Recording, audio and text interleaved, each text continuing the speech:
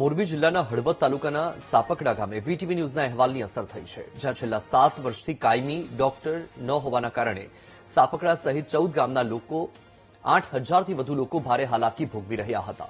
લોકોને નાની મોટી બીમારી માટે પણ હળવદ કે ધ્રાંગધ્રા દોડવું પડતું હતું. આ અંગે વીટીવી ન્યૂઝે અહેવાલ રજૂ કર્યો હતો, જેને લઈને ગાંધીનગર આરોગ્ય વિભાગ એક્શન મોડમાં આવ્યું અને માત્ર 3 જ દિવસમાં સાપકડા પ્રાથમિક આરોગ્ય કેન્દ્રમાં કાયમી ડોક્ટરની નિમણૂકનો આદેશ કર્યો છે. વર્ષો જૂની ગંભીર સમસ્યાનો ઝડપી ઉકેલ આવતા સાપકડાના સરપંચ અને સ્થાનિક ગ્રામજનોએ વીટીવી ન્યૂઝ અને સરકારનો આભાર માન્યો છે. મારા ગામમાં પીએચસી દવાખાનું આવેલું છે. આશરે 14 ગામ છે. 7 વર્ષથી ડોક્ટર નહોતો. અમે ટીવી વાળાને બધા પત્રકારને બોલાયા અને ઇન્ટરવ્યુ લીધા સરકારી દવાખાને.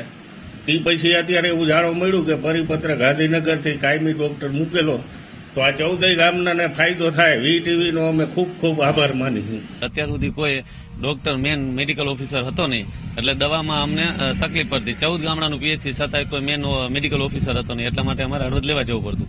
પણ હમણાં વીટીવીના માધ્યમથી જે રિપોર્ટિંગ કર્યું હતું ને એના લીધે અસર થવાના કારણે ગાંધીનગરથી કાલે જ હજી નવા ડોક્ટરની અમને નિમણૂક કરી આપેલ છે. એના માટે એનો આભાર માનીએ છીએ.